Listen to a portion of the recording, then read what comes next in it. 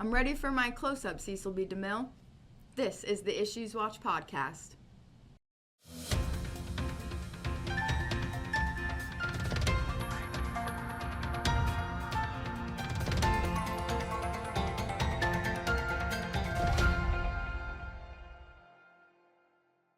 Hello and welcome to the IssuesWatch podcast. I'm Brad Muniz, your host for the bi-weekly accounting and auditing episodes. I'm an assurance principal at Clifton Larson Allen. Back with me today is Marissa Flood, assurance senior at CLA. Welcome back, Marissa. Thanks. Great to be here. Yeah, I think you're taking over the show. I don't know I why really am. I'm hosting it. Yeah, I should just start. Okay.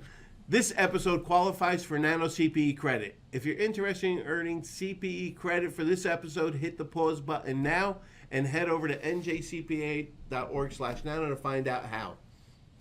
Quick disclaimer, the views and statements expressed herein are our own and not necessarily those of NJCPA or CLA. Okay, so the reason why you mentioned CECL is because the topic that we're talking about today is CECL. It was current expected credit losses, right? In short? In short. CECL. ASC, I think 326. This came out probably around 3 or 4 years ago. It was delayed during COVID. It was probably the last big pronouncement that came out. First you had RevRec, then you had leases, and then CECL. I want to ask you this question right up front.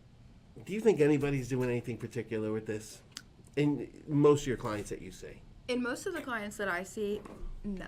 Okay. It's not really being assessed by them unless we're bringing it up. Mm-hmm. And kind of in the similar fashion of our conversation about leases a few episodes back, they're not implementing this. If anything, we're implementing it for them. And I mean, we do a lot of financial services, banks and stuff like that. So they're implementing it because they have loans. And when this originally came out, I thought that it was a interesting idea because you're going to hear more in a little bit that this focuses on how you're measuring your expected credit losses. Mm-hmm. And I thought, okay, that's good because they're forcing lending institutions to really look into their portfolio and measure for potential losses. Yeah, and it's adding a complete level of transparency there that there wasn't before. Yes. So. The problem is that it pulled in any place where there was credit extended. Accounts receivable. So if you have accounts receivable, this applies to you. If you're on a GAAP basis too. And then all of a sudden, we used to do financial services and broker dealers, and if you have bonds, invest in bonds, this could affect you. Mm-hmm. Now the brokers dealers didn't affect as much because they were carried at market value anyway, so that should have been included in there. So a lot of people get pulled in here, and when the guidance originally came out, what it required you is to really look forward as to what you thought you were going to collect, right? And they want you to look at economic conditions, situations with the customers, any potential issues going forward of what you thought you're going to realize and collect. Yeah. Even as far as like unemployment rates, they were delinquencies, anything like that. Right. That property values, it was.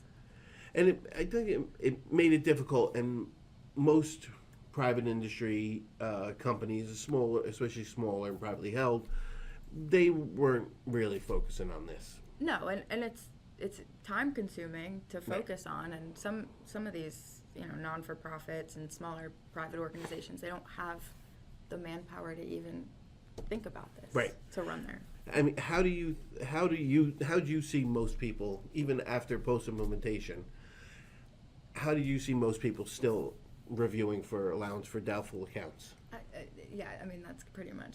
They're just going and looking at still what they have in the past, what's right? there, what's been there, that they're not really looking at, Now, I thought you were going to criticize me because what did I call it? Allowance for doubtful accounts. Yep. It's allowance for credit losses now. Yes. Yeah. So I let you have your moment. Thank you. There's the old guy. He's saying the old words again. You just can't get with the time. No. I came here in my horse and buggy today. So now they came out with an exposure draft, and we had touched on it a while ago, but we're not going much deeper into this. But I love that the FASB all of a sudden realizes, hey, maybe we should have listened to people, because they say here the stakeholders observed, could have told them this, that estimating expected credit losses for current accounts receivable and current contract assets require a significant effort and documentation, even for those assets that were collected before the date the financial statements were able to be issued. That's the one thing that I didn't even think about when this came out. Yes. I think this is great. That paragraph right there is great, especially for the clients Yes. that I've been working with. Because they said you should not be considering collection history or collections that have happened after the year end. And they said, well, where are we going to sit here with accounts receivable and come up with this whole theory when we know it's collected and not pretty much what's collected? Well, and that's what I was reading this, and I was like, so example, like if AR was $1 million on the balance sheet, right, and $800,000 of that amount was collected after the balance sheet date, before you issue the report, why are we spending time coming up with this big calculation and, you know, X, Y, and Z, and then at the end of the day it was collectible anyway? Right. It just makes perfect sense. And now, why should management waste the time going through the gyrations? And Matt actually has pulled together a real nice table, because what you're supposed to do is tranche out your receivables or bucketize them and say, this will be collected at X percent, this will be collected at Y percent. That's management supposed to be doing that. And it's supposed to be based on history or other indicators. And for management to do it, and then we're supposed to audit it. Try and get management to come up with this is very difficult. But your comment also about if you have $1 million and 800,000 is collected. Let's look at our last episode when we taped a while ago of where's the risk of material misstatement. Exactly. I feel like this is good. They listened, and this is good. Listen's a real strong word, but anyway, the ability to continue. Thank you. Ability to consider collection activity after the balance sheet date and estimating the expected credit losses. There are two practical expedients, which I won't go into, but there are two practical expedients. This exposure draft is out. They're looking for comments. I don't know if the comment period is closed, but you should watch for this. I'm happy that they put something out on this. Usually something like this goes through the PCC, the Private Company Council, but this is actually coming through the FASB. So, and it came through pretty quick, not like amortization of goodwill, which FAS, I'm talking 142 came out, and then years later they came out with an ASU that's saying, okay, hey, you can amortize it. It took them probably a good decade. At least this one, they came through a little bit quicker. Mm-hmm. So, anything else you want to say on that? No, I just thought that topic was very interesting. Wanted to discuss a little further.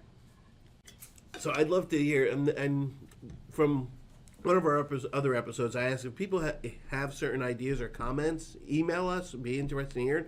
I'm interested in hearing what you at your company or your clients are seeing as it relates to this. Okay, so another area that you had mentioned was the PCAOB put something out.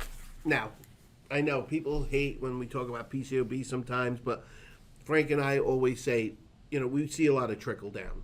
That whatever happens at the PCAOB, GAO may see, or whatever happens at GAO, ultimately the AICPA says it, and they say, that might be a good idea. Mm-hmm.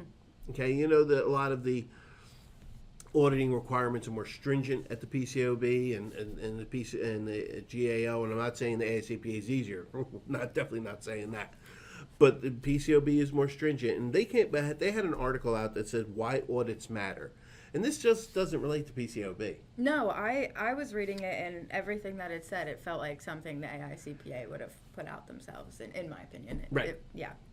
And it's actually a good article or topic to talk with clients about. Yes. And we're not here just trying to make sure people have audits done, but why audits matter. So a couple areas that they hit on. It enhances the financial statement accuracy. Mm-hmm. Okay. Now, we are not part of management as auditors. We're not making sure your accounting is being done properly. It increases the reliability of the financial statements. So when people are reading it and they see that it's audited by reputable firms, which most are, it creates some sort of confidence level. Yeah, I would agree. Okay. It provides information to investors. Now, they say investors. This is PCAOB, so they say investors. We're not dealing with investors a lot. No. It's the banks that we The say. banks, Right. even Well, up to, yeah, they're, some management. yeah. It's the users of the financial statements. Now, one thing I want to say that I think people don't understand. First of all, Chris in our office, Chris Martin, said just yesterday, remember when the audit report was just, one page? And now it's 2 long pages to read. And they tried to make it easier by putting the opinion up top. Okay. And they say a lot of stuff in there. A lot of stuff. A lot of stuff that I've second reviewed hundreds of reports, and it's like boring. Okay. They say one thing in there I say a few times that's very important. We don't test every transaction. We do not. That is important. Yes. And the general public doesn't know that. It's like, how come auditors didn't pick up on it? We don't test every transaction. We assess, we do things based on risk. We try and identify all the risks, and then we focus our audit procedures that way. Filmed an episode on that couple back, or 1 or 2 back, and that's, if you watch that and then you listen to this, you'll understand what he's talking about in terms of we have a risk and we do not test every transaction. It was all clear in my head.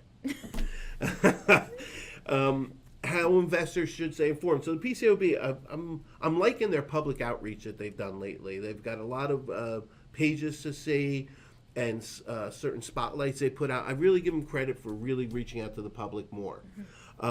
They say how investors should stay informed. Now, this relates to PCAOB, so you can tune out for a couple seconds. Review the auditor's reports. Some auditor's reports could have disclaimers. They could have emphasis paragraphs. You should look at the auditor's reports and look for something that's out of the norm if you know what normal audit reports look like. Utilize the PCAOB website, not just the PCAOB website. There's a lot of CPA website. There's a lot of sites out there. New Jersey Society of CPAs. How can I not mention that one? Review the sites that help you connect with the audit community and engage with the companies. That's important. That's important. Very important. Very important. Now, they say investors. I'm also saying the bankers. Yeah. I say to my clients all the time, don't lie to your bank. Don't lie to the bank. And the banks should be connecting more with the companies and finding out more. So, great topics. By the way, these are the topics that Marissa picked up on. I appreciate you picking up on something different because the stuff is always interesting to me, but it's interesting to me. I don't know if it's interesting to you. So, I loved what you bought. Thank you. All right. In closing, here are some upcoming accounting and auditing events. The annual Audits of Employee Benefit Plans conference is on May 19th. You don't want to miss this top-rated event. And there are a number of A&A sessions at the NJCPA Convention and Expo taking place on June 3rd to the 6th in Atlantic City. Remember, go there, and from a previous episode, just yell Scottabeats, okay? Get information on these events and more at njcpa.org/events. And, of course, be sure to join the Society's Accounting and Auditing Standards Interest Group. Sign up for free at njcpa.org/groups. Thank you for watching or listening.